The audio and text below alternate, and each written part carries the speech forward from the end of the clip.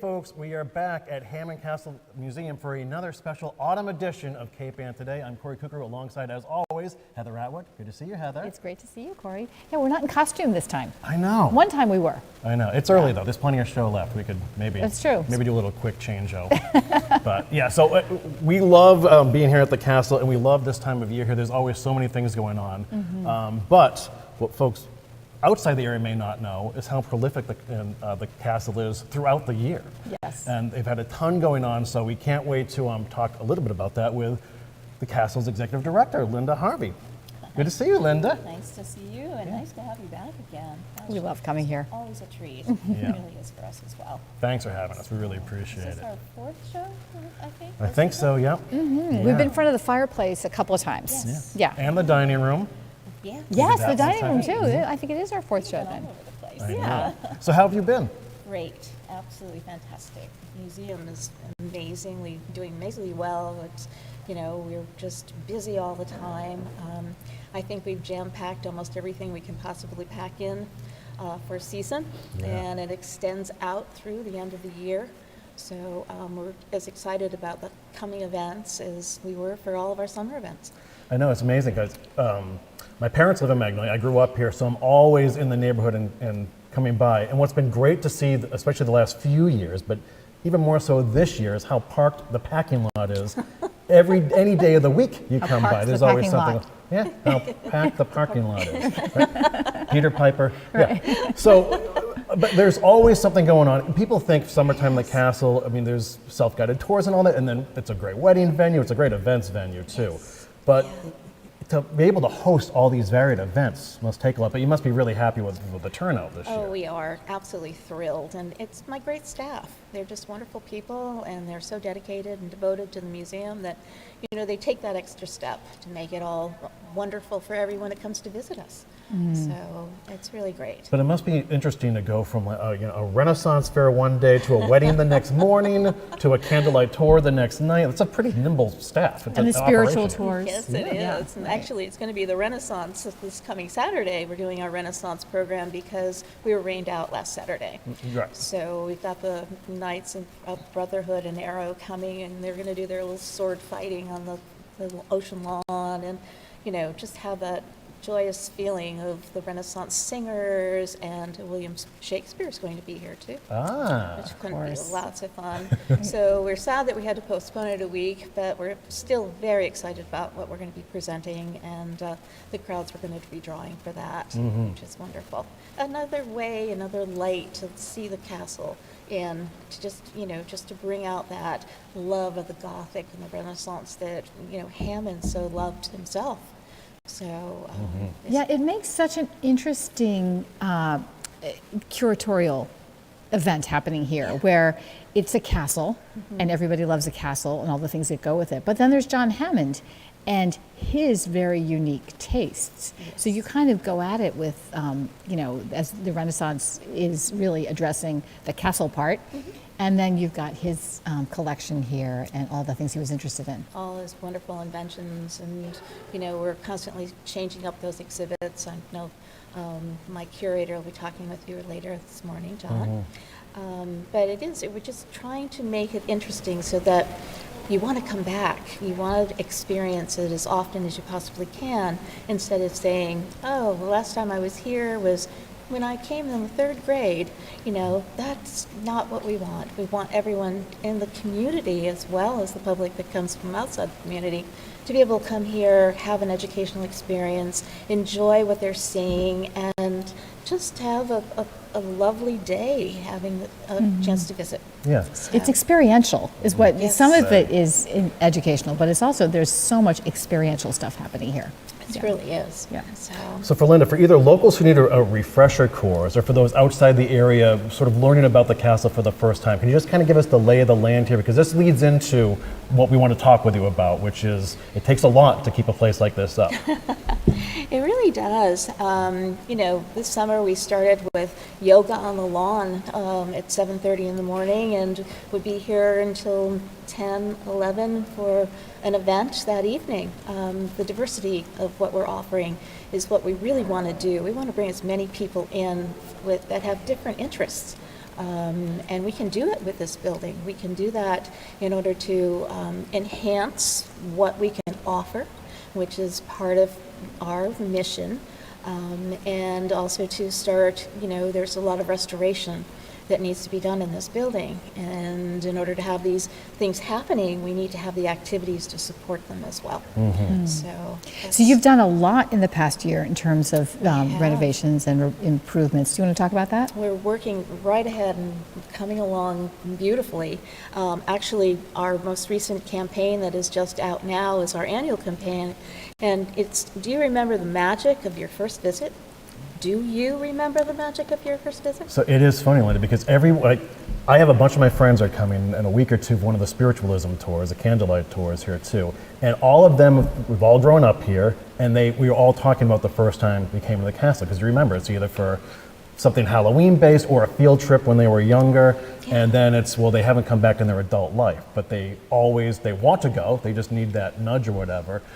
But I have these conversations all the time with people. It's so true. It's just one of those places, right? It is, it really is, and we're bringing that magic back. We really want to make this building solid and fortified so that we can keep doing these renovations and keep doing the work that's needed on the exterior of the building in order to keep it, the seal of it in good contact, so that we can actually continue on with the restoration of the organ.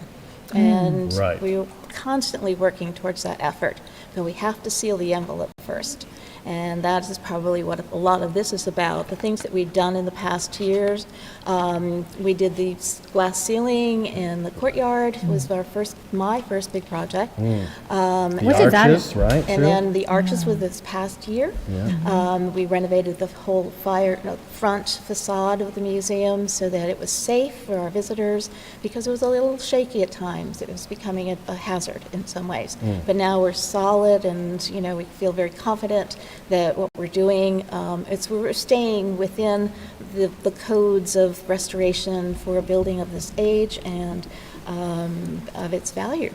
So that's a tough job, that really is, and we're doing it bit by bit, a little here and there. Our last year's project was to redo all the archways at the entrance, as well as the ones that overlook the ocean. Yeah. So what does that And- involve? It must involve engineering It does. to keep it absolutely. safe. Yeah. We always had an architect, an engineer, and of course a wonderful contractor that has helped us with this, who does restoration work, stone restoration work. It's a big Castles. difference. Yeah, right. Yeah, it's very Big different. Well, difference. there's such photogenic spots too. This is where all the wedding photos are taking place. Or if you see pictures of it's so folks online who are true. visiting the castle, they're in the arches somewhere too. Right.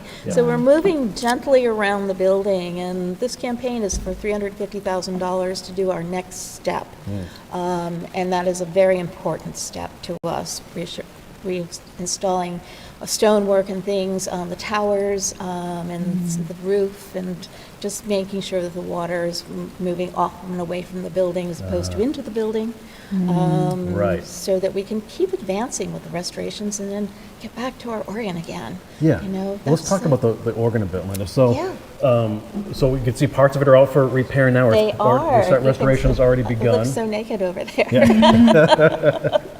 But so an issue with the organ is obviously it's been here for a long, long time. We're Yes. right on top of the ocean here, where the castle sits, literally right on top of the water, and the salt air and the salt water has Always a helped problem. corrode the organ over the years too, and so there's this massive does. restoration. It we're working on. does. When Hammond built this, he built the pipes into the walls and into the tower. There are over 8,000 pipes to this organ, which is phenomenal. It's a huge, and I can't wait to hear it again. I remember years and years and years ago coming to a concert, but I just want to hear that sound for myself in these beautiful halls. It's just going to be fantastic. So, but we're doing it in phases. We're doing it in phases so that we can handle the expense of it. But most of all, we have to get the towers fixed, so that this campaign is so really important, because when we get the towers fixed, the water damage is not going to happen any longer. And that's what has happened to some of the larger pipes that actually would run all the way to the ceiling in here. behind the walls. So Wow. it's a step-by-step process. And we can't go too quickly because we want to make sure that, we're doing it right and so that we're protecting this beautiful instrument. So, It must give you, it gives you so much respect for John Hammond's effort to build this place. Absolutely. And what went into it, right? Absolutely. Yeah. Yeah. No, he had lots of passions. He had his work as a scientist, but he also had passion for music and entertainment, and of having his cathedral, his French courtyard. Yeah. So we were sitting here thinking, it looks like Elizabeth Stewart Gardner's museum up there. Well, yes, that is part of what it is, because he used some of her design in making his home. Oh, I didn't realize that. Yeah, we were commenting. The courtyard looks exactly like the Gardner Museum when you look up through there. Well, So they were interesting. friends, he and Elizabeth, and she was much his senior, but they did know each other quite well. That's interesting. One of my questions for John Lasoth, the curator, is who the artist he was friends with. So we're going to great. press that one. Yeah. Great. So Linda, how is the appeal going? What is the castle doing? What sort of outreach is happening right now? And then how can folks participate? well, we have been very lucky and fortunate when we've been applying to the Gloucester CPA, and they've been very, very helpful with helping us with funds for other projects. And this is the Community Preservation The Act. Community Preservation and the Community Preservation Committee. We do currently have a grant that we've asked for, and we're waiting to hear on it. But we have our annual appeal, which is part of our promotional material, and we're just hoping that folks will recognize the beauty and the need to help us restore this building so that it can stay in the community and be as vibrant as we've become, and also to create the activity that will bring tourism to Gloucester as well. We've had over probably about 50,000 visitors this summer. That is a lot of people to bring to this area, and hopefully we send them down to Gloucester to, experience all the wonderful activities there are there. Yeah. And so this is very important to us. So the drive is on. Hopefully through making a donation online is a possibility at hammondcastle.org. And there's a little, when you get to our website, there's a little donor button, and you can click right on that to give us a donation. And even when you're coming for a visit, when you're purchasing your guided tour tickets, you have an option to go to and to give a little donation to the museum as you're making your reservations to come. So And that's you can been support in other helpful. ways too. Of course, there are great events going on all the time here all as the well. time. Yep. I've been to Yeah. concerts here, Heather. The acoustics are awesome in this room. Yeah, I want to ask John about that too. How Hammond imagined this room. It is so much fun. It really is. I love coming to work. Every day is different, and it just is so exciting, and to be able to do so many things that, we're appealing to so many people in our audience. So- It's a great point, Linda. Every time you're here, it's how enthusiastic the staff is and how knowledgeable they are and how much they want you to have the best experience possible. Like that sort of leaps right out at you, as you bump it, whether you're in the gift shop, Yes. or you're on one of the tours, or you're just asking a general question about Hammond because he was so eclectic and so prolific, Yeah. and has such a wide range of interests, and it's an amazing place to come and spend a day. It is. It really is. So, and that's what I think jazzes us all up, to want to be here and to do our best and to share all of that with everyone. So we have so many wonderful activities that are coming. We've got the tarot card readers is coming. Let's see, she's going to be here on Annette Dion. Annette Dion. Yeah. Yes, Oh, yeah. she's Yeah. here on the 11th, and she's going to teach us how to read the cards. Yep. So that's going to be really fun. Yeah. And then we're doing something a little different. Every time the phone rings and someone says, "Are you doing your haunted house this year?" I'm like, "Oh," I can feel the hair rising on my neck. I know it's what everyone sort of associates, Because especially this time of year. It really is, and we try to do a little of everything we can. Unfortunately, unfortunately, the House of Terrors will no longer exist because of the damage that it caused to the building itself. And Well, I heard one little boy who will not be disappointed. I was walking the halls, and there's a little boy in front of me, and he was like, "Is this a haunted place? This is scary?" And the father was like, "No, don't worry, this is not haunted." Okay, so he's relieved. oh, I'm sure. But we are going to do an adult night of costumes and castle and that Halloween spirit here. Something that's just a little bit different and a different pace for us. But we're going to do a little decorating in here for 2 evenings, the 20th and the 21st of October. And we're inviting the adults to come dressed in costume and take their Halloween photos and, have fun. Just enjoy the moment. Yeah, those will be So, big nights. Yeah. Yeah, for sure. that'll be really great. And of course, we have our trick-or-treats. They're coming, and we have a trick-or-treat day on the October 30th for the little ones to come in, and we station them throughout the entire building so that they have an opportunity to walk through and maybe see something new. And they're really looking for the candy. Yeah. That's the course, bottom right. line. They really Right. But they're so adorable and so much fun to have, and it's a great experience for both their parents and their grandparents that seem to come along as well to do it. So, and then our spiritualism tours. I'm here on the 25th. Linda. Very popular. Yeah. Oh my gosh, they've been wonderful. We've had sellouts almost every evening on those, and we added 2 extra nights, Wednesdays, at the end of the month. So, so there's a little bit of diversity, but not over the top. So, And of course, if folks want to learn more, they can go to hammondcastle.org. absolutely. And Linda, you're going to be back with us a little bit later in the show. I am. Because we're going to talk about one of your important partnerships that you have within the community. Great. Which I think a lot of people will want to learn more about. I'd love So- that. Okay, Linda Harvey, the Executive Director at Hammond Castle, thanks again for the Thank you. overview. It's amazing, and of course, you're always a gracious host to us as well, so we really appreciate it. Well, we always love having you. So, We'll see you in a little bit, okay? Don't go far, Linda. I All right. won't. So, pretty amazing stuff, huh? There's always something going on here. It really is, and such a range of things going on. Yeah. So, who are we talking to next? Well, step on up Jim Craig, not former Olympic champion Jim Craig. No, the events manager, Jim, he's a right? special events manager Yeah, here yeah. at Hammond Hi, Castle. Jim. How you doing, guys? We're good. It's Hey, great to see you hey. again. Great to see you again. Oh, right back at As you. always. Yeah. Where you been? I know. Well, you're when I was just telling Linda about the staff and the enthusiasm, like you immediately come to mind. Caleb comes to mind. John comes to mind. You guys live for this stuff, which is pretty cool. So what's it like working here? My God, every day is an adventure. You don't know what you hit the ground running. You don't know what's going to happen, and that's the beauty of it. You constantly go ahead and, I mean, my job in particular, constantly trying to go ahead and come up with new events that both celebrate the history of this amazing edifice, and at the same time also are going to bring in the public, capture their interest, make them excited, make them want to go ahead and come back again and again. Yeah, I was saying before, it's such an unusual museum because, as you just said, you're capturing the history, which is John Hammond and his interests, but it's also a castle. So you're sort of cashing in on that element too. So tell us about some of your favorite events and the ones coming up. Oh my gosh, we've got so many. As you can imagine, October is the month. Yeah. Go ahead and you just think castles. It's a you think castles month, yeah, right. We've got a number coming up. Some of them are tried and true. For example, we have our, every Thursday, our spiritualism tours. They happen from 6 to 9 p.m. And the spiritualism tours are where we go ahead and we celebrate the history of this castle and the spiritualist movement.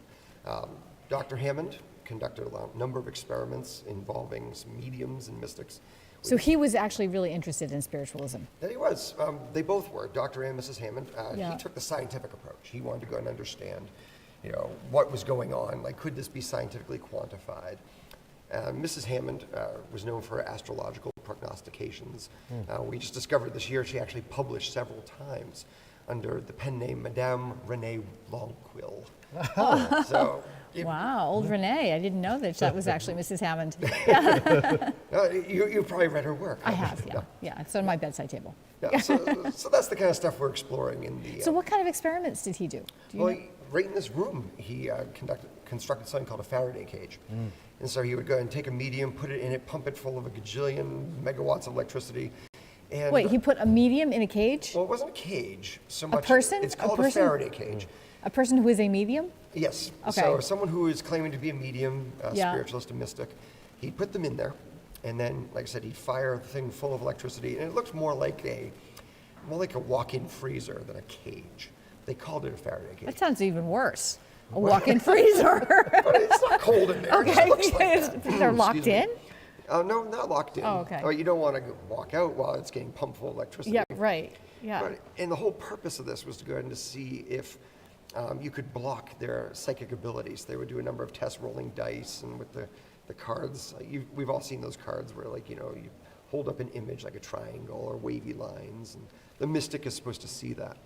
So they're in there, and they're trying to go ahead and figure out if the electromagnetic field is blocking their psychic abilities. Were they blocked? Let's put it this way, the results were inconclusive. It's so well said. But no, so that's part pretty of the amazing history right there. That story is incredible. Oh, no, that's just some of what happened here. Like I said, Yeah. Mrs. Hammond published many a time as Madame Renee What sign was she? Good question. That's something for We a should curator. find out. Yeah, yeah. He would know. I'm gonna ask. But no, that's so every month she would publish on detailed your query as this is what's going to happen, etc. So classic astrological predictions, if you will. Yeah, wife of a scientist. Well, I like to think they balanced each other out. She was the mystic, he was the pragmatic, mind of science, Yeah. and it kind of worked together. But it sounds like he was intrigued. Oh, very much so. Yeah, right. Very much so. Yeah. If you go into the library here, you'll see there's a number of volumes, of course, involving medieval history, science, engineering. But there is this one little section up at the very top on the left. And there you'll find mystical texts, a book about Irish ghosts, another one, the Encyclopedia of Witchcraft and Demonology, the Satanic Math. You'll find this kind of stuff in there. So Yeah. it's a small section of the library, but it is. What is there? It is there, though. So it makes sense to have a spiritualism tour. Oh, absolutely. And to be really in exploring that in this building. Yep. Yeah, that's really interesting. Yeah, so Jim, I'm doing that in a couple of weeks. What can I expect? What can you expect? Yeah. Well, first of all, you're going to see the castle in a light you don't usually see it. It's nighttime, candle lit, the lights are turned down low and subdued, and the guides are going to be explaining to you what I just talked about, only in much greater depth. And also talking about spiritualism itself, the movement, how it started in upstate New York and how it spread through Victorian times, and how it's kind of funny, but this was Boston was a real bastion of this movement, and that certainly spread up here to the North Shore. So is this sort of like late 20th century or 20th century? Late 19th, well into the 20th. Okay, all right. Huh.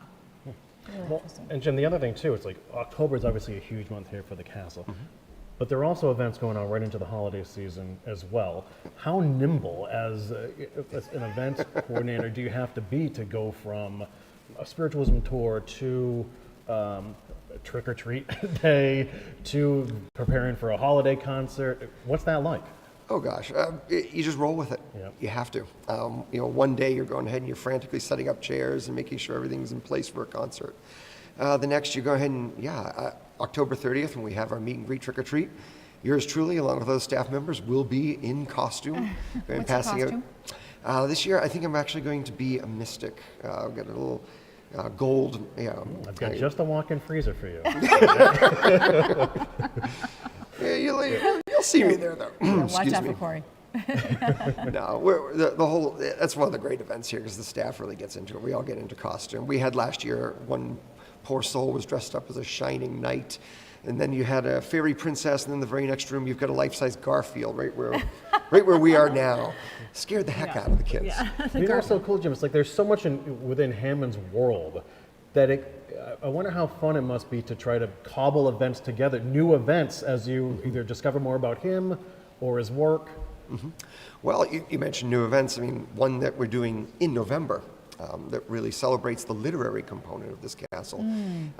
We have, in November 1st and 7th, we're going to have a writer's workshop here.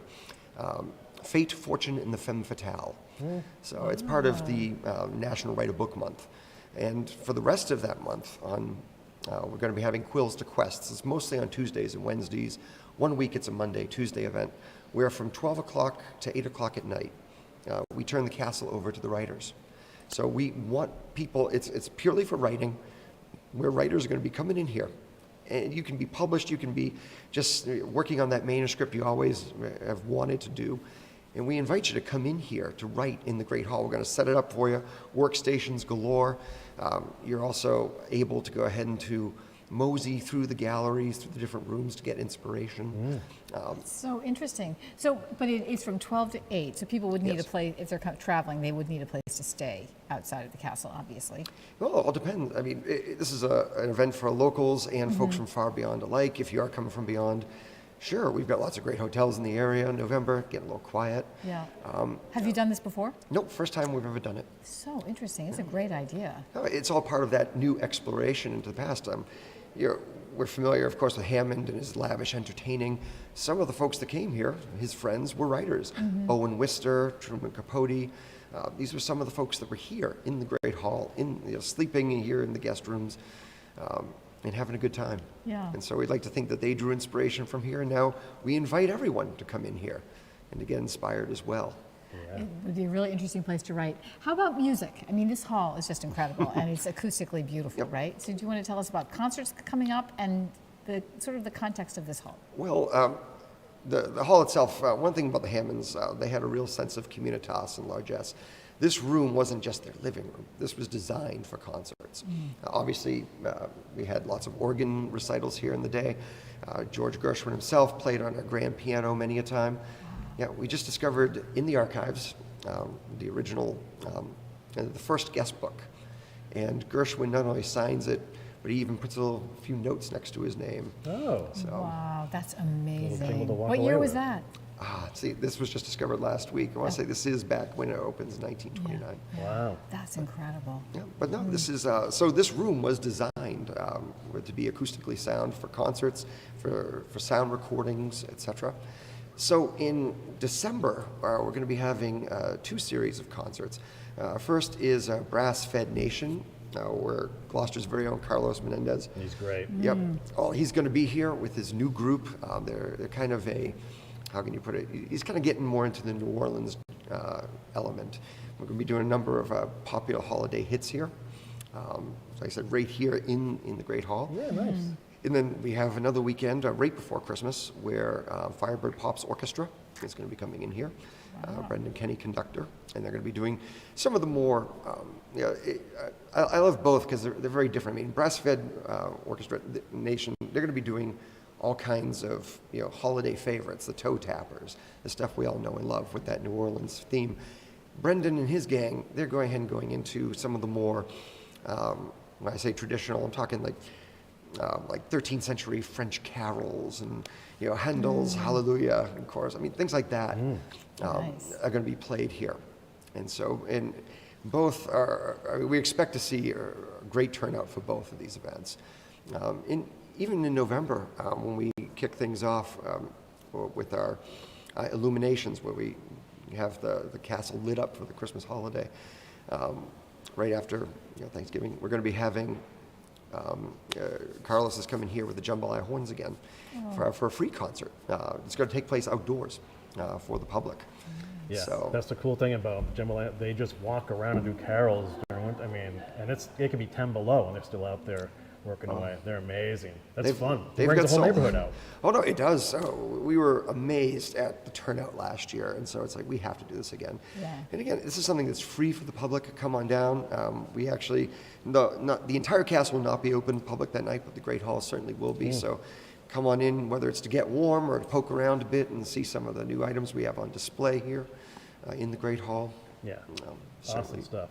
So Jim, if folks are thinking about, clicking that button to attend an event here, maybe haven't done that, what would you tell that person, give them that little extra nudge on, what they can look forward to and experiencing here at the castle? Well, it all depends on the event. Yeah. No, definitely go to our website. In the top, on the main page, top right corner, you've got a nice red button for admissions. Get the calendar, easy to navigate. You can find out, show you the days, the times of these different events. And the most important thing is just to go ahead and keep an eye open. by whether going to the website, check us out on Facebook, because they're constantly revolving, constantly changing here. I wish there was a simple answer to that question, Oh, no, Kory. there's always so much going on. So, and Jim, lastly too, winter, what goes on during the winter? Because we know that you hibernate for a little bit. I'm sure there's, Yes. just picking up the pieces from the year and preparing for 2024. What goes on during that period? When it comes to the physical fabric of the building, that's when we do maintenance. In the wintertime, that's when we can get to those things that need attention, whether it's due to the elements, the wear and tear of visitation, items like our organ that we're working towards in a methodical approach to get that back up and running. I myself, that's a lot of fun because that's when I'm buried in the calendar working on the next year's offerings. So, It must be fun. well, it is. It's where you get to really go ahead and put on the Imagineer hat, if you will. Try to, again, see what other institutions are doing, put our unique spin on that, dive into our history some more, see the things that we've discovered and uncovered. And As a last question, what do you think, now that you've been here for a few years, tell us what your impression of John Hammond is. Who was he? Just in a couple of sentences. oh gosh, this is a complex character. I think this is a man who straddled two worlds. Kind of like his marriage, she's the mystic, he's the pragmatist, the man of science. Go into that library, just go into and look at those titles. You see obviously a very educated man. You see a man who he is trying to gain re-enchantment. He's trying to return back to that childlike way of looking at the world. Think about it. This is a man of science, but he's living within an anachronism, surrounded by all these artifacts. He actually had photos of himself taken here in a monk's garb. It was inspired by a Gothic, romance novel that was a favorite of his that the name is escaping me right now, which was kind of not horror, but certainly a supernatural read. He himself did supernatural writings from the 1920s to the 1950s. I remember you telling me this last time, yeah. It's everything from like weird tales, almost like Lovecraft, all the way to that kind of 1950s creature double feature type writings. So this is a man who, he's not just cold equations.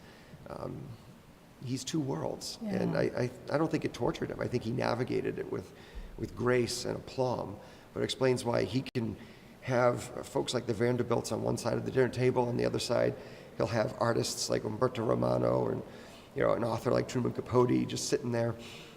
Or the Hermit. The Hermit, but Mason The Hermit always came got- here? Oh yeah, they were friends. They were friends. Yeah, Maybe I've amazing forgotten stuff. that. Yeah, Yeah. that's amazing. But Jim, nicely said. So well said. Yeah. Beautifully Oh, said. Yeah. And it's always great catching up with you. Like I said, I love your enthusiasm. I just love people that dig what they do, and it's so apparent. So we appreciate your time. Pale reflection of you guys. Yeah.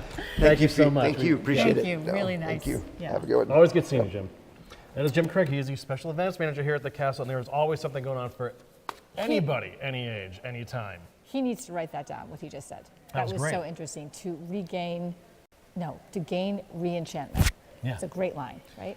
I guess Yeah. it would be. I think I've done tours here before. You go in the library, which is a very cool room, cool, cozy room, and but you never really think or just sneak over and Take a really book take a off. look. Yeah, right, really right. take a look at those titles to see just how just plethora of interests that this amazing person had. Yeah. It's gonna be it would be a tour in and of itself.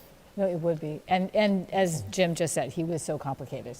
Yeah. Yeah, he was a really complex person. So there's one person that can probably tell us even more Yes. about Hammond and his family and his life and his lifestyle and everything you need to know. It's John Laseth. He is the curator here at Hammond Castle Museum. How are you, John? I'm good. Nice to see you again. It's great to see you too. We really appreciate your time. No problem. So Heather, you must have 1,000 I have questions. so many questions for you. So many. All right. Hopefully I have as many answers. Well, I had said to Linda that I wanted to ask about the artists, and we've had a list already with our two guests of amazing artists who came here. So can you expand on that a little bit? Who were the artists who were Hammond's friends? The first one that immediately comes to mind is one that we had an exhibit all based on back in April, Eric Pape.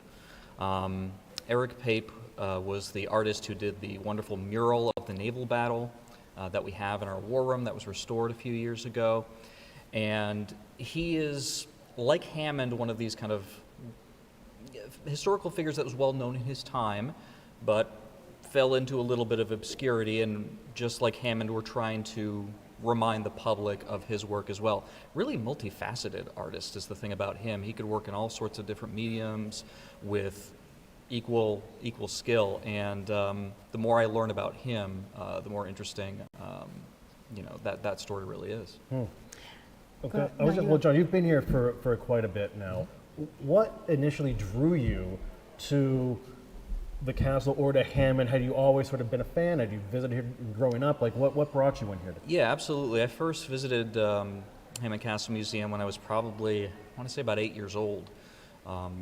And as a child, I was fascinated with medieval knights and King Arthur and all that sort of thing. And, I still, as an adult, enjoy that. And that was one of the things that drew me here. But really, my interest over time has pretty well focused on Hammond and his work as a scientist. One of my major interests is the history of technology. And Hammond is an important figure in that I don't feel always gets his due. And that's one of my main focuses as curator, is trying to educate the public in the significance of his work and how it's not just some old-fashioned vestige of the past, but it actually laid the groundwork for a lot of the technologies that we still use today. So why do you think he did not get his due? He got his due in his time, but over time he became somewhat forgotten, which is something he famously predicted early on in his career that was going to happen. Why? How did he know? Well, he'd seen it happen to other people. It's something that is certainly not exclusive to Hammond. No matter how successful, how storied of a career you have, it's hard to maintain a legacy 100 years later. Now, some people have families that continue on in the generations, and that can help, but of course, Hammond doesn't have that. His whole generation ended that whole generation was the last of the Hammonds.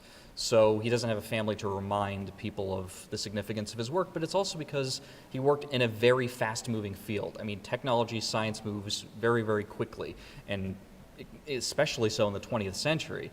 So he realized that people would improve upon his work, his techniques, they would find better ways of doing things, and that over time, unless you make some kind of really iconic breakthrough, and even if you do, there's no guarantee that you're going to be remembered decades after your death, and it's just an unfortunate reality that we all have to live with.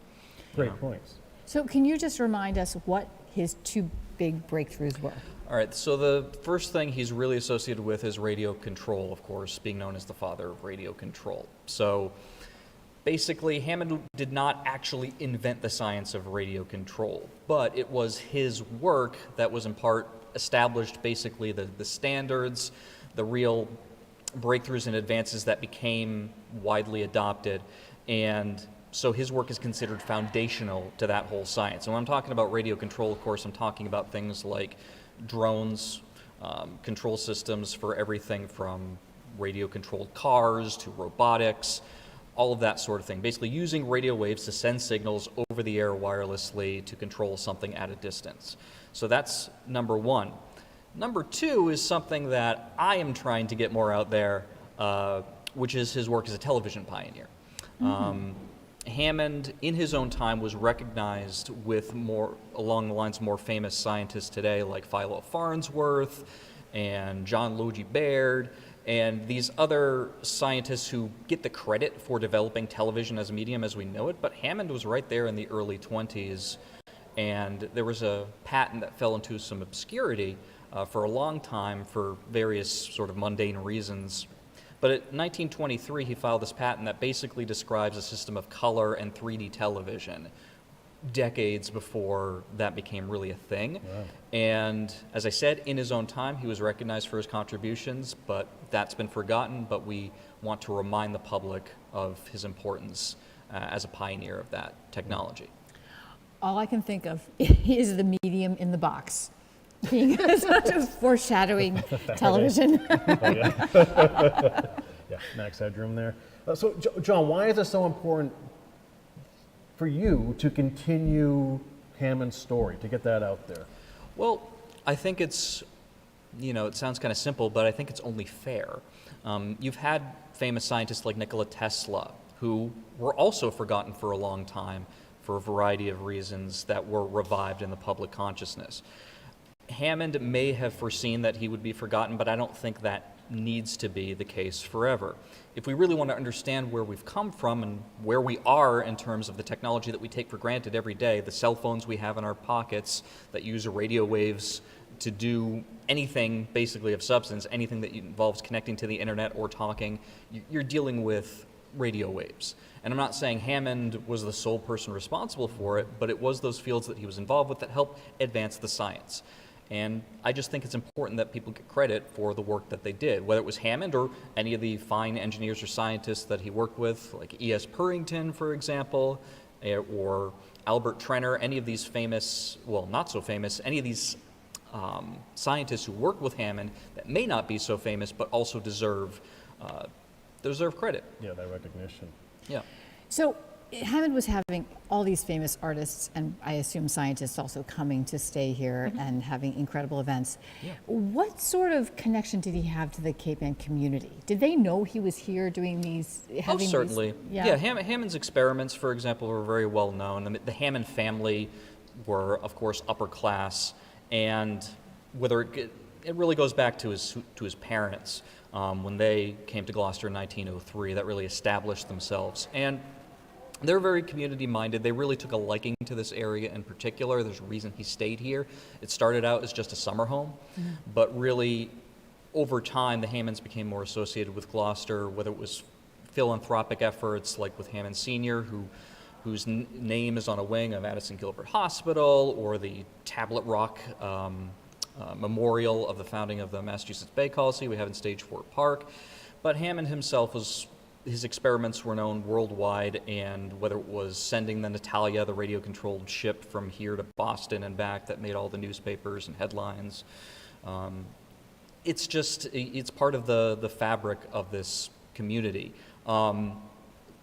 Obviously in West Gloucester, we're a little bit separated from the main body of Gloucester, so we're a little bit more out there, but I don't think you can really talk about the history of Gloucester, the 20th and 21st century, without talking about Hammond Castle Museum and Hammond himself. Yeah. How about, John, can you speak at all to what Hammond meant to the community here as well? How large of a figure he was? Because he sort of has, his fingerprints are all over the place here. Well, it's funny because there's a lot of local legends and lore about Hammond, and I think that is part of the appeal. The stories about this eccentric millionaire who built this castle, and he probably had all these secrets and was involved in all these things that people didn't really know about or understand, so mythology and stories grow over time. So I think he was looked at as the sort of colorful, wealthy, somewhat eccentric figure, although I think a lot of that is very much overblown. I suspect that Hammond had fun and played upon and traded upon his own reputation. In some respects, there are stories, for example, that he used to mingle among the populace somewhat anonymously to get people's opinion of that Hammond character. I don't know if that's true. That's anecdotal. I want to give that disclaimer. We do the same thing, right, Heather? But it wouldn't surprise me, you know. And I have one last question here about the organ. Tell Yes. us where his interest in organ music came from and why he was so committed to having that in this building. So the pipe organ used to be a much more common instrument. It was known as the king of musical instruments. It's a very complex piece. I suspect the complexity of it was part of the appeal, but it's the sound, it's the richness. When you hear a pipe organ, you know it. It's a powerful instrument. It evokes grandeur. Hammond, look at the place we're in. He likes grandeur. He likes this sort of religious sort of atmosphere. His own somewhat obscure, hard to determine religious beliefs aside, he wanted you to feel like you're in that kind of space. And that's a dramatic instrument that has a very signature sound, organs, of course, being associated with churches. And I think he liked the beauty of orchestral music, the power and the drama of it. Hammond had a flair for the dramatic. And I don't think you can get a more dramatic instrument than the pipe organ. Was he religious as opposed to spiritual, or along with spiritual, I should say? Hammond had interest in spiritualism, as did his wife, of course. A lot of people did back then. They were trying to understand the world and understand the forces that made it work. I wouldn't say that he was overtly religious in the sense that he was in church every Sunday or anything like that. I don't think it's fair to call him completely atheist, and I don't think it's, I don't think that's a term he would have used to describe himself. He was a man of science, he was a man of rationality, he was a man committed to trying to understand the world, but both science and religion, what they have in common is they're both trying to understand the world and come up with answers for why things happen and how things happen. And I think he had that sort of intellectual curiosity about it, but I wouldn't call him an especially devout person. But I think he liked the aesthetics of it, the power and the symbolism and the historical significance. So, John, Executive Director Linda Harvey was telling us that there were upwards like 50,000 people who have visited this year, right? And I'm sure you were in contact with lots of them. What is the average museum goer's expectation when they come here? Are they thinking knights in armor and where are the Renaissance flags and things, medieval flags and things of that nature? And how, or are more starting to come now because of the scientists? It's a little hard to say without doing surveys and that sort of thing. I suspect a lot of people come here for the medieval attraction, and I sort of, the way I like to think of it is this, come for the castle and stay for the science. There's a lot of people who are very much interested in what Hammond was working on. There's a lot of old-time radio buffs who come through here that are interested in that sort of aspect of things. And, we try to offer that. Like I said before, my interest is on the science, my interest is on the technology. So, for example, our current temporary exhibit is on airships, dirigibles, Zeppelins, that sort of thing, kind of a bygone technology, but one that Hammond was involved with. He actually represented a company, the Airways Corporation of America, that were looking to lease the USS Los Angeles, which is probably the most successful airship that the U.S. Ran. And there's a lot of information about that. We have a new digital section of that exhibit where you can watch documentaries about it, Hammond's involvement in airships, the history of airships. We even have a video game where you can control an airship. We've been doing a lot more digital content with our invention room. You're amazing with that stuff. Well, I appreciate that. A lot more interactive elements and just something that can showcase all of the different pots in which Hammond, stuck his fingers. But I think, I'll tell you from firsthand, observation. For example, we have a video game that's based on Hammond's torpedoes, his radio-guided torpedoes, which is apparently quite popular because I see people constantly playing it in the invention room. And I think things like that will stick in people's minds, and over time, hopefully, they will, at least if they'll remember something about Hammond's work, they're like, oh yeah, I went to that museum and there was that torpedo game. He had those wireless torpedoes he was working on. So I'm hoping that it's not something that happens overnight, changing perceptions. But over time, in the aggregate, I think these things help, change people's minds about Hammond and what he represents in, popular culture and history. So, John, I say this to every staff member: the enthusiasm, you exude enthusiasm, right? So, how cool are you? You're still discovering things about Hammond every day you're here. Absolutely. So, is that just something that helps inform your next steps here as a museum to get the word out and show all these different facets to this amazing man? Yeah, that's the thing. The more we learn about Hammond, the more interesting he is, and the more interesting I find is the reality of Hammond, not the mythology, not the stories, the crazy stories that have been circulating about him and his habits over the years. That isn't interesting to me. What's interesting to me is the real person, and to find that the connections that he had to other famous historical figures, the important technologies that he worked on, and the story behind the objects that he collected is sometimes very surprising. And all of that goes into the hopper, and it finds its way out into our exhibits, our programming, everything. We use, it's grist for the mill. We use everything that we uncover in some way, even if it takes a little while to go through the pipeline.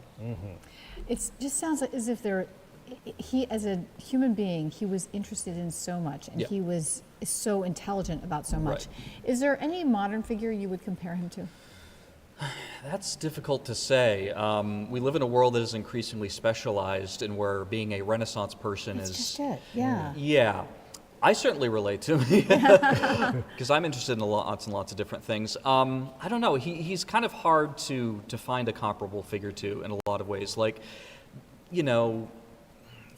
There are a lot of imperfect analogies I could draw between people like, for example, Steve Jobs and Hammond. I think Hammond was a more accomplished scientist, for example, an engineer than Steve Jobs was, but Steve Jobs was also a self-promoter, he was a marketer, and Hammond was too. Hammond was a salesman as much as he was a scientist, so, and he was a larger-than-life figure that had his foibles, his interesting quirks and personality traits, but yeah, it's hard, but I think if he were around today, you'd know about him. He'd definitely be a public figure.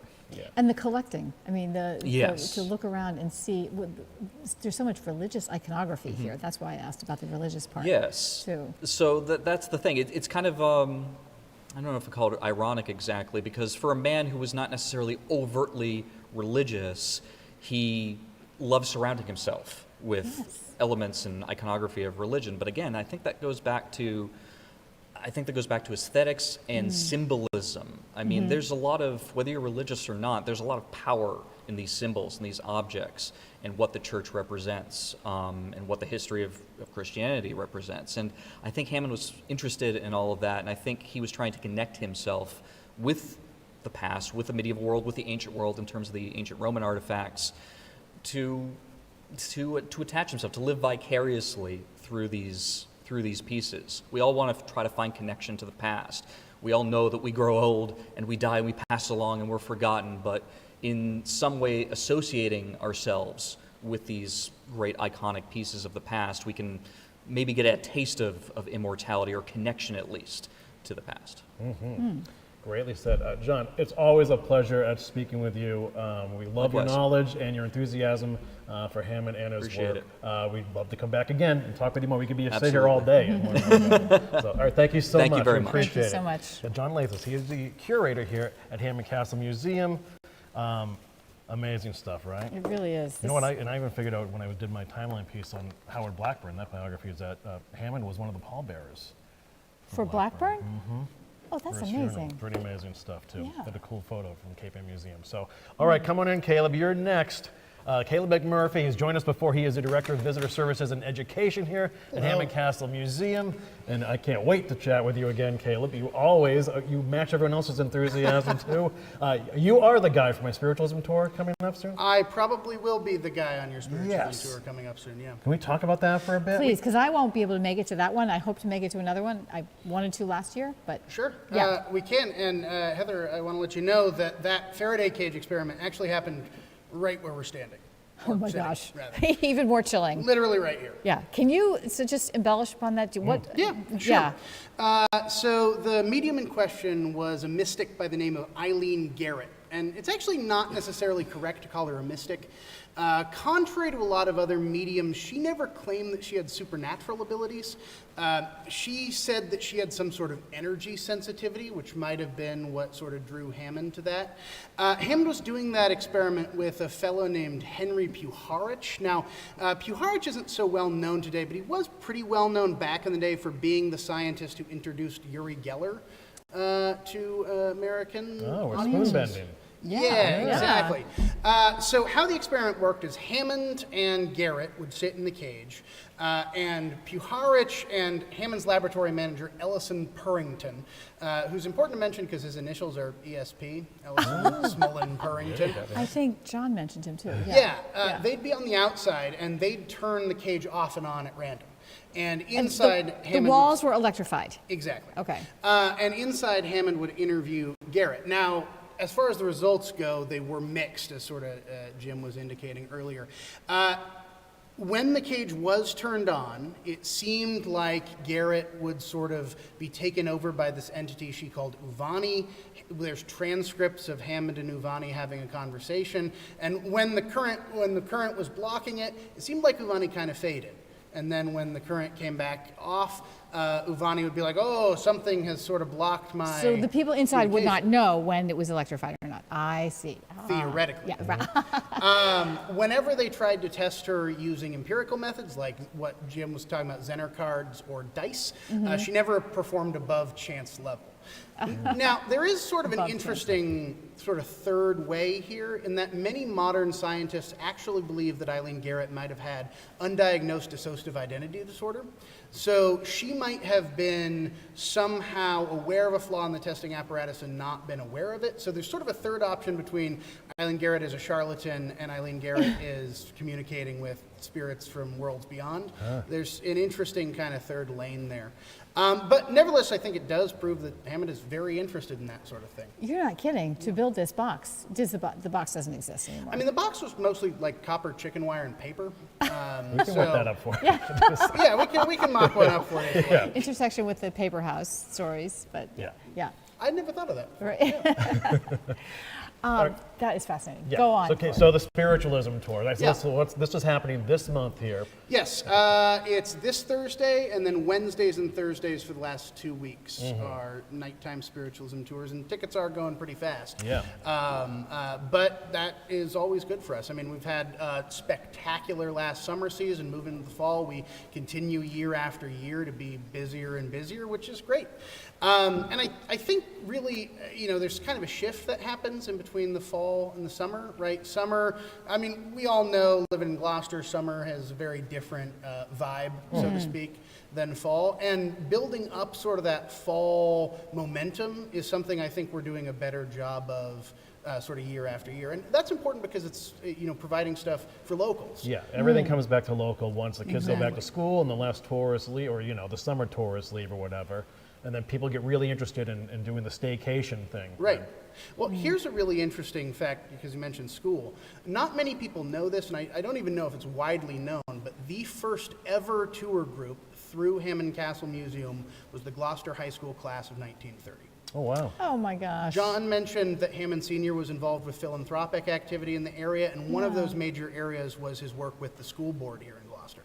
And the rose window that's up above us here was not even put in yet. It was still in process. And the Gloucester Daily Times article at the time talks about how not even the richest men in the world have seen inside John Hayes Hammond Jr.'s Mystery Mansion yet, but the first people to do so is going to be the Gloucester High School class of 1930. And I think That's Yeah, so go ahead. interesting that he thought to have students here. Well, here's another thing that I think sort of complicates what a lot of people think about the museum. Hammond opened it as a museum in the year 1930, the year after it was built. It was always intended to be a museum. It was a museum during his last lifetime, with the exception of a brief period of time during the Second World War where it was closed for military secrecy purposes.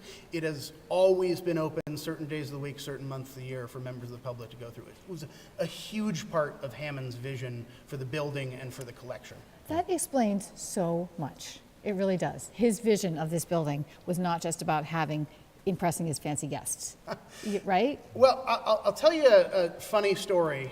In this, historians should always be careful about sort of sympathizing with their subjects, right? Because then you become inoculated towards overlooking their flaws, right? But there is one article that Hammond wrote in 1946 that really, when I read it, made me sort of fall in love with him, I must admit. And he's talking about why he built the building. And he says, it's a thing in my family to build these fancy houses. His older brother Harris briefly owned an estate that was owned by Napoleon's brother. His dad was building these houses up and down the East Coast, right? He says that it's always been a thing in his family all the way back to colonial times when they come out of Maryland. He calls it magnomania, this impulse to build these big fancy houses. And by the way, he says, I won. Which I With think the best is great. one. But then he says, the building's sole excuse for existence, and that's a quote, is that it is open as an educational space for the public. That is amazing. And then he says, and this is the line that really gets me, I somehow console myself in thinking that some youngster will run up in my towers and getting a sense of the collection, get some appreciation or understanding of how the old world lived and the art of the old world, comma, at the very least, he'll get some good exercise. Which is true. That is such a great line. Yeah. And it also sort of answers my question of was he religious? Because, I'm looking at all this iconography. Right. And there's, this vaulted ceiling looking like a church and all that. And it wasn't about that. It was about Aesthetics. It's an interesting question because Hammond's will explicitly states that one of the major purposes of the museum is providing some sense of the history of religion in Europe, by which he specifically means Christianity. Now, Hammond was raised Episcopalian nominally. When he was an adult, we know that while he was living in Italy during the period of time that this place was being built, and as he was acquiring artifacts for it, he attended some Catholic masses at St. Peter's Basilica. He actually personally knew at least 2 popes, Pope Pius XI and Pius XII. And if you think that's a good story, he actually had a secret private audience with Pope Pius XI in 1926. They took him in through like an underground tunnel, and Hammond talked with the Pope. What year was it? 1926. And Hammond talked with the Pope in French, because he did not speak the Pope's native Italian, about the possibility of personally providing the Vatican with encrypted radio technology. That's an amazing story. I know, right? That is really an amazing story. Locals might know that when he died in 1965, Hammond gave his share of the Museum Corporation, which again he set up in 1930 and which owns the building and the collection, to the Archdiocese of Boston, then Cardinal Richard Cushing. And the Catholics were involved with running for around like 7 to 10 years. It gets a little foggy there. Some people might assume that means he has some sort of late life religious conversion, or at the very least was hedging his bets, right? We always say no, because that exact same last will and testament specifically says that upon his death he would like to be immediately buried in the large stone mausoleum he had then spent several years building, which at that time, as some people know, housed a number of his mummified cats. Where's that? It was slightly up the coast here. It was removed for security reasons in like the early 2000s. To where? What's that? To where? Where was it moved Oh, to? he was reinterred over here. Oh, okay, okay. Well, I say over That- here. In our cat garden. It's on our house. So he's still with his cats? Oh, yeah. Well, I understand that. So Caleb, I want to talk about your path to the castle. When did you first learn about the castle or Hammond, and what went off in your mind? So I'm from Oregon. I had not ever heard of Hammond Castle Museum until I moved to Haverhill after grad school. And I was approached about a tour guide job. It was during the pandemic. I had my resume up on one of these job sharing sites, and I came and I interviewed, and I was not hired.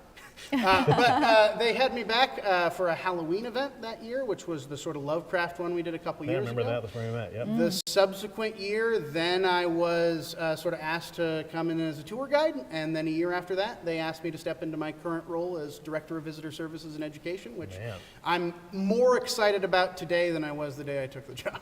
I mean, you clearly Yeah. absorbed a lot of information in a short amount of time. I tried. There's a lot of information to absorb, right? Like, I like to think I have a pretty, diverse sort of diet of facts, but there are so much more that I haven't even begun to scratch the surface of That's in terms of amazing. things you could be interested in regarding John Hayes Hammond Jr. and the things in his amazing castle museum house.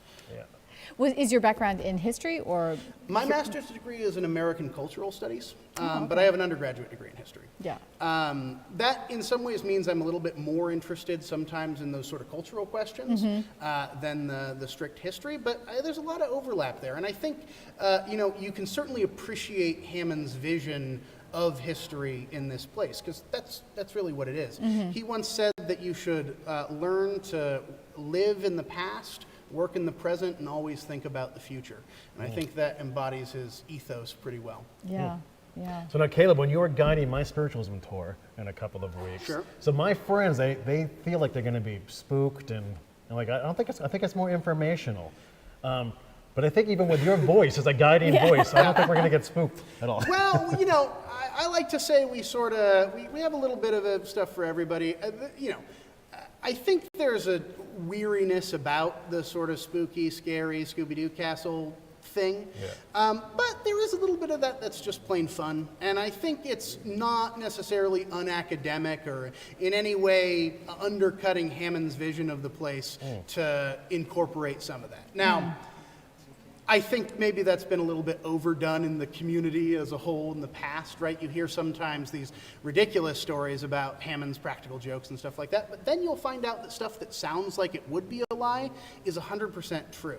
Now, if you'll spare me another Please, story. yeah. So we all know about sort of the Gloucester cryptid, the sea serpent that shows up like once every 100 years or something like that. Well, In the 1930s, one of Hammond's laboratory techs had a nightmare about a sea serpent, and upon hearing this, Hammond decided to purchase a 75-foot-long rubber inner tube from the Goodyear Tire Corporation. He painted it up to look like a fearsome sea serpent, attached to it to a remotely controlled torpedo, and would send it around the bay at night to terrify fishermen. Oh my And that's verified by multiple sources, so that's 100% true. Wow. I had heard there was a lobster boat out there with Yeah. no pilot. Yes, And- the Natalia. Yeah, it was sort of one of Hammond's, no pun intended, flagship experiments. Famously, he piloted it all the way from here in Gloucester to Boston and back. And there is newspaper copy at the time about how all these sort of superstitious local fishermen are terrified of the ghost ship. Now, in my opinion, I sort of read that more as they were annoyed with the rich guy bombing his Yeah, right. remote-controlled boat around the bay. One primary source I read, I can't remember where, calls him that Hammond boy, which I think is probably more indicative of the general attitude than sheer terror. But, you know, to the sort of question you were asking John earlier, and this sort of goes back to Hammond Sr.'s philanthropy, the Hammonds were really intimately involved with the community as a whole. You know, there is this level of separation, but a lot of Hammond staff lived in town. For example, many locals might remember Connor's Pharmacy. Oh, yeah. Connor's Pharmacy was originally owned by a man who was married to Hammond's cook, Nellie Connors. And I interviewed her granddaughter. Yeah, Yeah, who still lives in Gloucester. well, there you go. Yeah, yeah. And who used to hang out in the kitchen with her grandmother. Oh, for sure. Yeah. We actually just recently had Hammond's, the chauffeur who drove Hammond's trailer here. He's 97 years old. His name is Whoa. Barry Moore. He was up and down the stairs. He was a delight to talk to. So, you know, there certainly are people that still remember and can tell us really, really interesting stories. Yeah, that's wonderful. All right, folks, you can always learn more at hammondcastle.org. Caleb McMurphy, always great chatting with you. We Yeah. appreciate it. I'll see you sooner than later We'll see you. for that tour. Thanks That's going to be a very big one. Thank Thank you. you, Caleb. So interesting. Amazing, right? One story I after need, the other. I need to do the spiritual tour. I really do. Have you, yeah, so it's Candlelight Tour. I know And that's I the think part they do wanna it, it's see. from 6 to 7, then 7 to 8, then 8 to 9 p.m. And that's Wednesdays and Thursdays throughout October, too. I'm going the 25th, Heather. I'll see if there's still room for you. But Will you do that? yeah. Yeah, I will. I'd like to. We have a big gang there going, so it's going to be a fun one. So. Yeah. All right, so we brought Linda Harvey back. She's the executive director here at the Castle. But joining her is Laura O'Neill. She is the director of development at Pathways for Children. Good to see you again, Laura. Great Let me to do see this for you. both of you. Excellent, thank you. Awesome, awesome, awesome. So I guess right off the top, let's explain the partnership here, how Pathways and Hammond Castle work together, that we can talk about the specific event that's happening in the holiday season. Well, probably about 4 years ago, we had, as we have had and will have, Santa here to celebrate the holidays. And we thought it would be wonderful if we could have a special day for the Pathway kids to come in and have an opportunity to be with Santa, receive a present, and just have a very relaxed, festive time for them. And I was new, and I wanted to say, it was probably one of the highlights of my year, being able to see those beautiful faces and the excitement behind it. And that's how our relationship sort of started. We then invited them back the following year. But as the years have progressed, we've developed programs that we specifically invite the children to come to. Oh. And so, And they're terrific, and certainly starting out with kids and families being able to just experience the magic of the holidays here, phenomenal, really just touched so many hearts and souls. And the subsequent programs that have been developed, I think one was Bubbles and Books, which is terrific for our youngest kids. So, you know, kids 2.5 to 5 years old came here this summer and really just got to experience the wonder of the castle, which is in their backyard, and so important for them to just feel like it's part of their natural environment, but to do so in a way that was really just age appropriate and really engaging for them. And then also our school-age kids certainly come every year. This is one of the highlight field trips. I think, Heather, you were here I filming was, one yeah. in particular. Yeah, I can because still see those pictures. Oh, it's Yeah. incredible. And Yeah. the STEM activities, but just to get kids really excited about the science, but also just the wonder of this type of environment. And again, to make them really feel like this is part of their home. I think that's so important, to just engage them at an early age. Yeah. They And Lo- loved it. I Yeah, mean, that's they exciting. were It's incredible. So excited, yeah. Look, for those people who don't know what Pathways for Children Sure. is, can you just give us a brief explanation? Sure, sure. Our mission is to nurture children and support families impacted by economic and social inequity through programs that educate, enrich, empower, and motivate. So at the highest level, we provide early education and care for children infant through age 12, and then wraparound support services for their caregivers. It is such a pleasure and delight and honor to be in that building. To see the teachers, they're wonderful teachers there, but those kids, oh my gosh, I just loved every one of them. And they love the pathway so much, the program. I was with the school-age kids, but they loved that being there. Right, no, it's really, special. it's incredible, and it just feels like truly a smaller community within the greater community. And the kids feel so at home and form lifelong bonds. We've had children at Pathways, some who started at infants and went all the way through age 12. So they're really tight with, And there's a with famous, the teachers. a famous Gloucester person who, one of many, I'm sure, but state rep and Margaret Ferrante. And Margaret, Who is exactly. a graduate of the Pathways program, right? Exactly, yeah. She's terrific and still a really strong advocate and supporter of the program. So, Linda, how important is it for the castle to forge these relationships with other local nonprofits, especially, a group as important as Pathways? Absolutely. It's very important to us. We love giving back to the community and being able to offer these opportunities to a lot of nonprofit organizations. And it's in the spirit of being part of the Gloucester community and the community itself has been so generous in offering to us and welcoming to us that we really want to return that to the community in some way in which we can, support them. And this program particularly fit right into our theme and what we want to do and how we want to progress in that direction and improve upon it.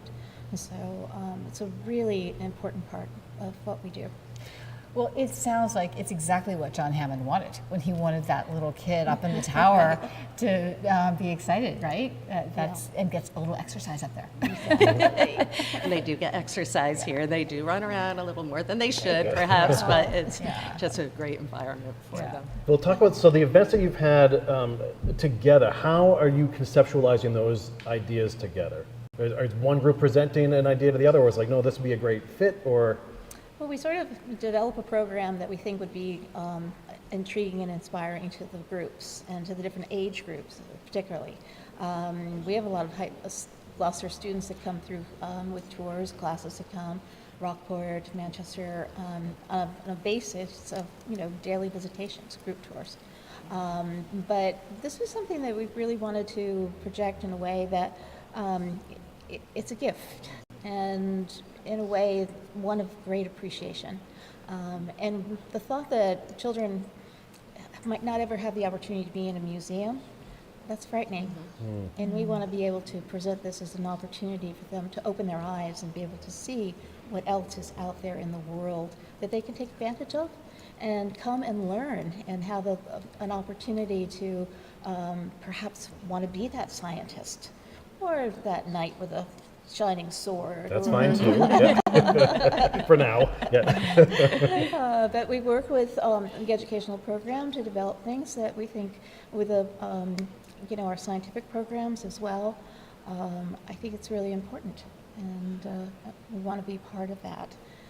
And Pathways has certainly been a great way for us to move forward with those programs, and we just enjoy our relationship. And It's been every special. time I get that phone call from Linda, I think, okay, what's coming next? Because the programs are always so fantastic. And the fact, again, that our kids are able to just come and explore and experience it firsthand is so important. Yeah. So, go ahead. Well, it's just so unique. It's such a unique building, needless to say. And for these kids to be in a building that's so drastically, extremely different than what they're seeing in downtown Gloucester must feel like it just taps into a little bit of fantasy in them, I'm sure, right? Oh, absolutely. Yeah. And to a point that Linda made before, I come from the museum world before I joined Pathways, and there are a lot of families who are intimidated to come to museums. They don't feel like they necessarily have the background information to be able to answer questions that their kids might have. So to be able to open that experience up in this way and really just to make the caregivers also feel like they can come back with their kids and be fully accessible and integrated into it is, again, really important just in changing that dynamic and sense of what folks can access on their own. Yeah, that's an interesting point. So now what is next? What is there an upcoming event with Pathways and the Castle? There will be this holiday season Yep. again. Of course, Santa's coming back, and so will many Pathways kids. And again, that's just such a magical, magical time at a time of year when a lot of families are really struggling. So be able to come and just have that dynamic experience and to get a gift, to take home that's something special. It's so important. So are you looking for people to provide gifts for kids at that point, or where does Actually, that the piece happen? Castle's been providing them as part of our outreach. Nice. And it's just a wonderful way to give. And we've also, the trick or treats that's coming up at the end of the month, we invite everyone to come and be part of that as well. So it's just kind of, and we've been associating with other organizations and groups that we service. The YMCA is here quite a bit with their groups, and it's just something that we just want them to come, have fun, Right. and enjoy. Yeah. How many schools from the outside visit the Castle during the year? Is there a lot of there are always buses out There front. are buses constantly. We have, I would say, 30, 40, 50 school trips that come here on a regular basis, Yeah. actually. And they'll call and say, remember us? We're coming back. I'm sure there are a bunch of fourth graders all across the region who are like, when do we get the trip to Hammond Castle? Seriously. Exactly. Even when I was Exactly. going to school here, was always when's the Hammond Castle trip? When is Faneuil Hall? Yeah, It was that right. those were the two we're Yeah. always looking to go to. And we also want to build those programs to be advanced into the STEM situation, series STEM that we offer here. It's very important that maybe we can invite someone to the world that they haven't really experienced before of electronics and mathematics and things through the programming that we're developing. And we do work with the school's curriculums in many cases, to offer them that program that will fit into their course of study. So What grades are you talking about? it could be right up to high school. Actually, robotics. Robotics was a big part of Hammond's life. And we have robotics teams in every high school locally. Exactly right. I was going to say. So bringing the robotics here and having them have that opportunity to experience Celino, which was Hammond's robotic dog, the That's first right. robotic dog ever created. And so that's kind of building on that enthusiasm towards the science sector. Yeah. Have the MIT kids been here yet? No, well, maybe, and I don't know, but they're invited. So, Laura, what is going on at Pathways nowadays? That school is back Right in now, session. school yeah. is back in session. We are in week 3 of our session, and kids are settling in. They're finally, figuring out their dynamic, learning the ropes, getting really comfortable in the space, which is just so exciting every year. There's so much energy. And we also have, we have lots of field trips, in addition to our partnership with Hammond Castle. We're so fortunate. Part of what makes Cape Ann really extraordinary is just a level of collaboration and a sense of community that is so pervasive. So our kids do get to explore other nonprofits in the area, which is so incredible. They really have just a very rich curriculum with us. And we are also, I should mention, we also sponsor the Dolly Parton's Imagination Library here on Cape Ann. Yeah. I don't know if folks are familiar with the program, but where kids birth through age 5 get a free book in the mail for them every month. And Pathways is the sponsor of that locally. It's all funded by philanthropy. So anyone on Cape Ann who has a child up to age 5, please sign up. You just go to pw4c.org. And that's not an income-based eligibility. It's open to every child up to age 5, and we think it's really important for children to have that familiarity, that equal footing when they meet in kindergarten. So Yeah, to share shared that story that they yeah. both love. And so Right. that's, again, we really want every child here to take advantage of that. That's so great. That's Yeah. fantastic. Yeah, it's really incredible. And again, all supported by philanthropy, so private folks who really just value early literacy and know how important that is to lifetime learning and development make that possible for every child here. And I'd be remiss if I did not mention another partnership that just launched for the 3rd year, the Cape Ann Kids Holiday Oh, yes. Collaborative. Oh, yeah. So Love that. run with Action Inc., Wellspring House, and Pathways for Children. So We'll be back on camera together. again. okay, So, good. I was going to yeah, say, every year. keepingkids.org. We'll be doing that, If folks yeah. do want to donate toys, we're doing toys again this Oh, you year. are? Oh, we not are. just We're cards. going back to the old format, but for families who are feeling, a lot of stress Mm-hmm. in this day and age, please sign up for a little extra holiday help in addition to coming here. So. Yeah, well, There's what so you're much doing, happening. it's a special work that Pathways is doing too. And Linda, we always mention, we say this every time, but I consider Hammond Castle one of the crown jewels of the area, and that's why we love visiting and coming back all the time. Thank We're happy that the castle is doing as well as it's doing. As someone who grew up right down the street, it's awesome to see all the things going on here as well. And once again, we want to say, if people want to help out and help the castle move forward, how can they go about doing that? Absolutely. They can go to our website at hammondcastle.org, and make a contribution, or just sign up to come and visit us for one of our activities and presentations. So, Perfect. Yeah, thank you. We thank you both for your time once again. We'll talk about the next time we can come back, which I'm looking forward to already. So thank you everybody for tuning in. Of course, you're watching Cape Ann today. She is Heather Atwood. I am Kory Curcuru. We have to thank our crew. We do. Our crew's great. For everything today, The guests right? are great, but our crew's great too. Yeah, all right. But first, for our guests, Linda Harvey, John Lasith, Caleb McMurphy, Jim Craig, and Laura O'Neill. Thank you so much for being part of the show. Our crew, lighting director and camera, Mike Dennis. Also on camera, Alec Palmer. Floor manager, Alana Horn. Production manager, Tyler Harinson. Our technical director, Tom Manning. Digital director, Bridie O'Connell. Our operations coordinator, Emily Games. And our executive director, Eric Archer. Our next show, Heather, we might have to wear a helmet for this one. We're going to be live for the Gloucester election from City Hall, Tuesday, November 7th, and then that Thursday, November 9th, we will be together at the Open Door. So there you have it. We'll So- need the open door after that. Yeah, I think so too. So thanks again, Heather, for another fun show. Thanks to the castle for having us. Enjoy the rest of your day, and come on down to Hammond Castle this holiday season. There's a million things to do for anyone of any age. So until next time, for Heather, I'm Kory. Goodbye for now.